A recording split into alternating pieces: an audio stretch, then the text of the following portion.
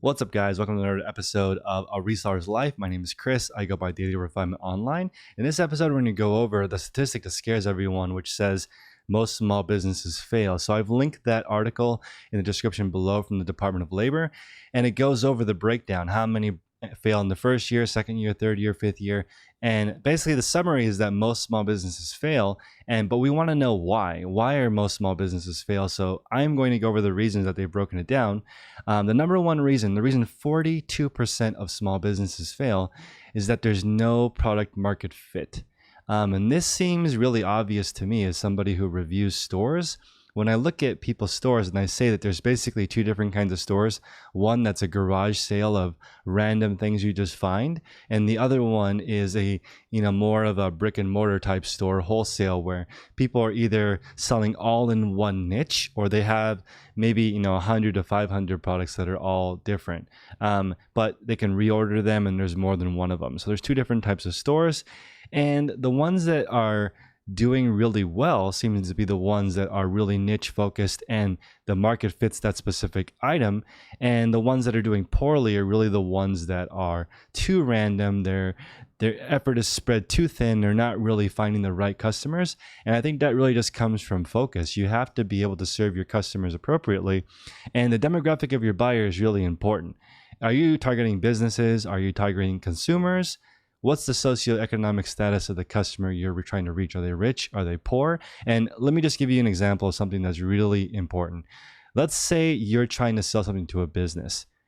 Do they really care about saving a buck or two? No. They want fast shipping, free returns. They want it quick. They want to know it's going to arrive on time. Versus if you're selling to a consumer, somebody that's really trying to get the best deal on something, that's a very tough customer, very different market. If you sell any type of convenience, you're going to have a much greater chance of succeeding than just selling whatever is the most needed thing at the cheapest price. For example, let's look at just some basic cookware. If you're buying a pot, let's say a non-stick pan at Costco, it's going to be around $20 for just your basic pot. Do you really want to serve the customer that's looking for a deal on that pot for $19 or $18 online? That customer has a really high likelihood of returning it. It's just a big mess. So just aim for a really good product market fit, not just the product and market, but the market that you want to serve. If you want to serve people with a little bit more money that care about convenience, your life is going to be a lot easier. Okay. That's the number one reason. The number two reason is they run out of cash. So this is, from my experience specifically in reselling, this comes from hiring too soon. So I've had a lot of comments from previous videos about people saying, well, what about Tennessee Picker? They're doing just fine on their own. I think one of the reasons is because when you're really good at what you do, you can make up for not having a big team. There are plenty of resellers, including myself, that I do just fine on my own. I don't need any staff. I'm just doing that because I'm trying to earn myself more time. It's not necessarily easier. It's more complicated, actually, to have employees, to have people working for you, more headaches, more issues.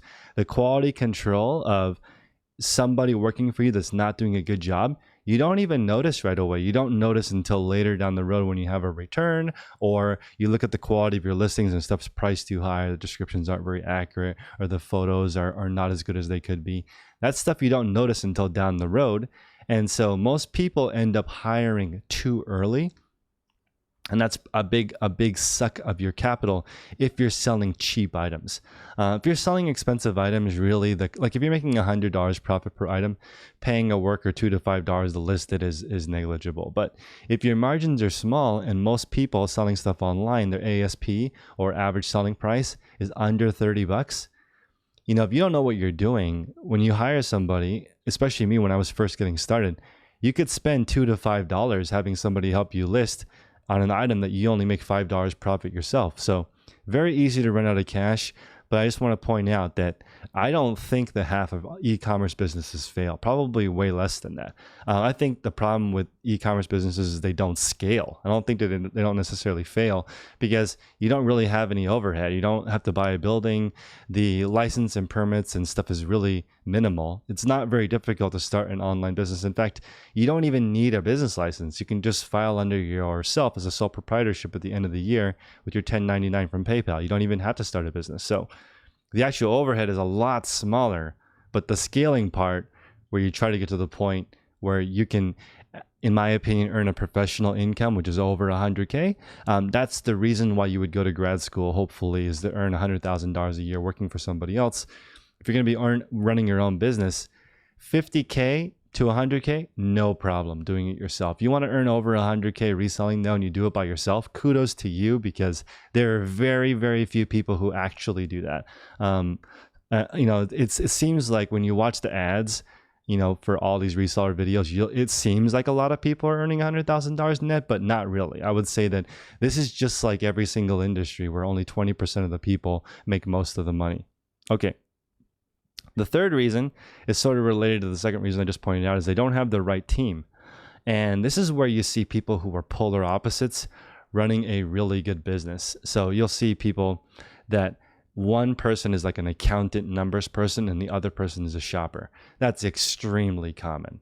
Okay, so you have somebody who's really good at shopping and finding deals, and someone who's really good at telling that person to stop spending, or they made a mistake buying this item, and doing the full reconciling of it. If you are only good at buying, you probably shouldn't be a reseller. I know that's like a harsh reality, but I don't have this YouTube channel to make friends. I have this YouTube channel to just give tips I think are useful. And I would say if you're only good at buying, you should choose a different occupation. You should maybe work with somebody that's really good at the numbers part, because you can't just ignore the numbers part. That's like half of it. So you have to have the right team in place. 23% of businesses fail. 23% of businesses fail because they don't have the right team. Okay, another 19% fail because they're out-competed. This totally makes sense to me. If you buy an item for $15 and you're trying to sell it for $20, I'll give you guys an example.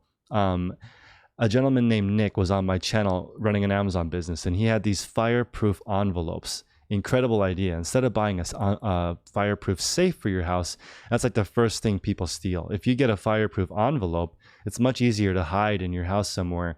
It's much cheaper. It's not as heavy and serves the same purpose. So he was selling these for about $65 prime. Doing pretty decent, ordering them in for about $20, selling them for $60. And then all of a sudden, the same Chinese manufacturer was selling the same thing for about $25, $26 prime, essentially destroying his company. So that can happen. And this is one of those examples where you were out-competed.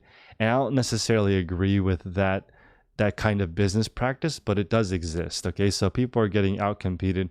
If someone's offering the same thing as you for cheaper, it's not going to work.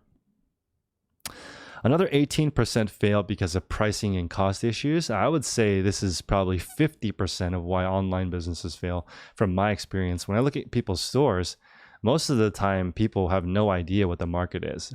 They're selling a pair of jeans that has 100 competitors for, they're the third or fourth most expensive in that category, with nothing unique, no special description, no special title, no special pictures.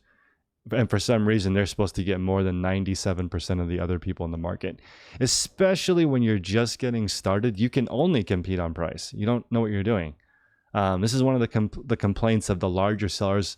I've been invited to some eBay luncheons where there are sellers that do $3-4 million in 5 items. So this lady and her husband, they sold Logitech mice. And they sell them for $19.99, seller refurbished. They have a direct contract with Logitech to get X amount of mice. They sell 100, 200 mice a day, something ridiculous like that, for $20. Now, there are people all the time that come in and sell their mouse for $18.99. No promoted listings, nothing fancy, one picture, title, Logitech mouse, model number. That's it. Nothing special. It sells just because it's $1 cheaper than the $19.99. No skills required, just a little bit cheaper. You can do that in the beginning. So I think it's important to realize that you could price the same mouse at $22 and never sell it. Okay, because they have 500 in stock at $20. So make sure you know what you're doing on pricing. It's really important. And I'm going to mention this on the next video in the next couple of days, but it's not uncommon to meet sellers that spend 20 to 30 hours on one listing, making the title perfect, adding in subtitle, adding in bold, making the description 60,000 characters long with comparisons, and this is the competition. And they're basically making an incredible listing that you as a small seller can't really compete with because you don't have the resources, but it's worth it because they have so many in stock.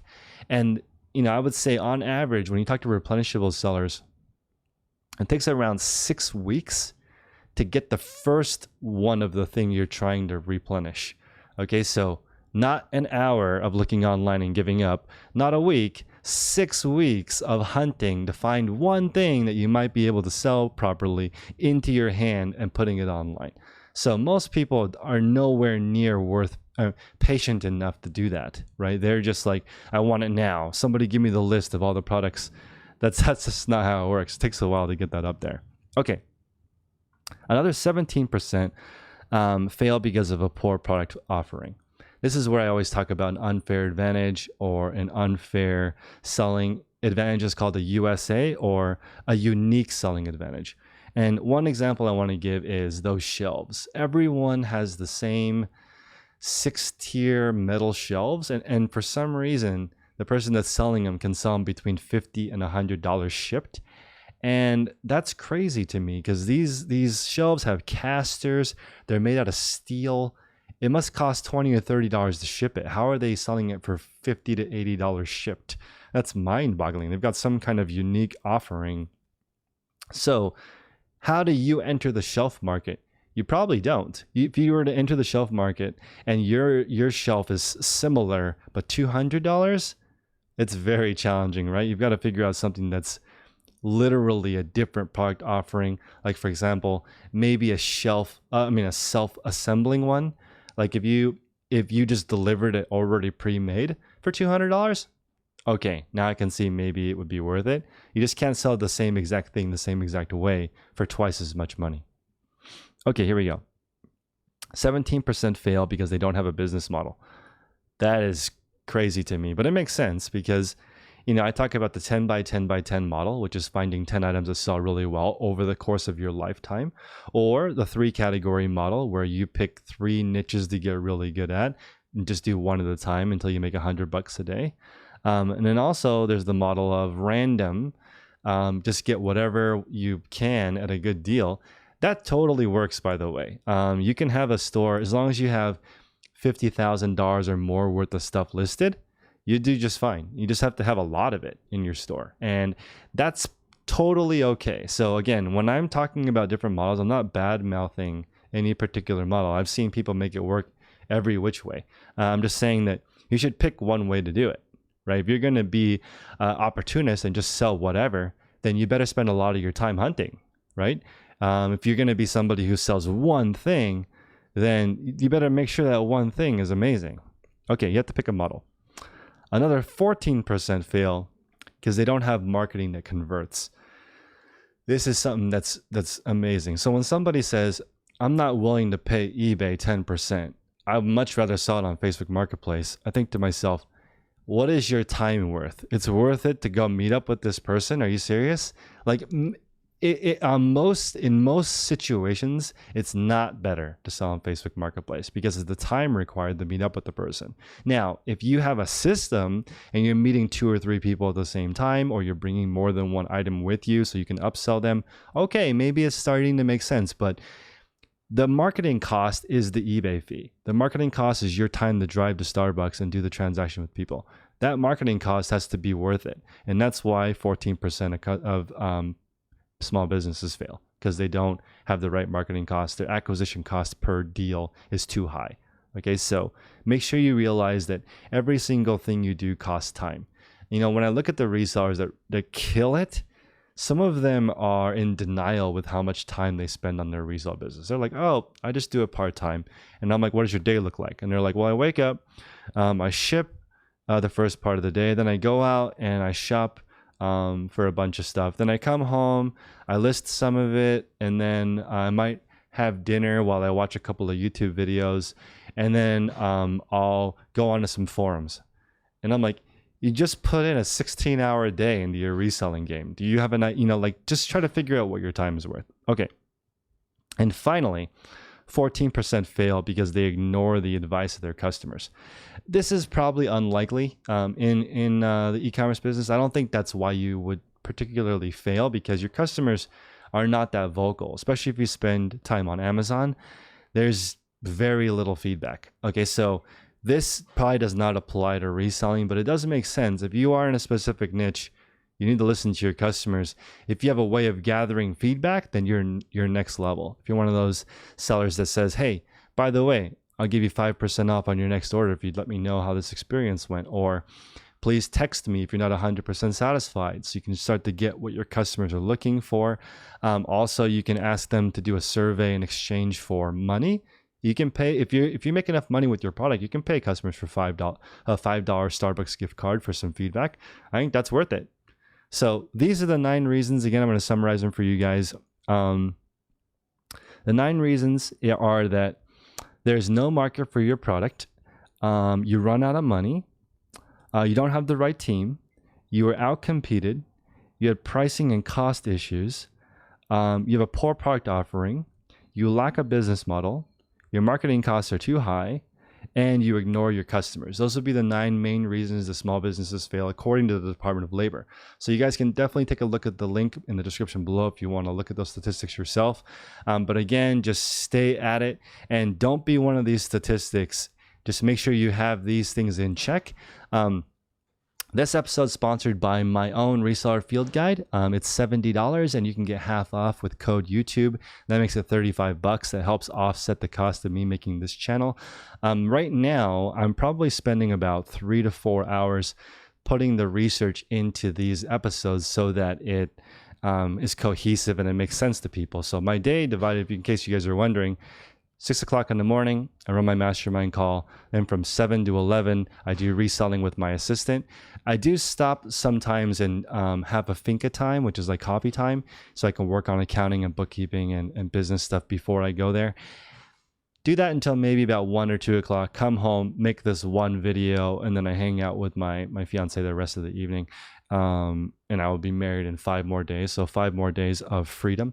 So I appreciate you guys' time. Please smash the like button. And if you have any questions, you're welcome to email me at chris@dailyrefinement.com. This is how I've structured my help for those that want more one-on-one help.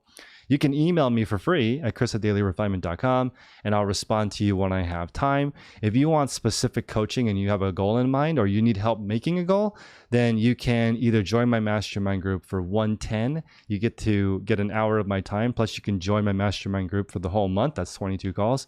Or if you want a scheduled weekly thing, then we can do that as well. That is $500 for the month. You get between 4 and 5 calls depending on what day of the week your call falls on.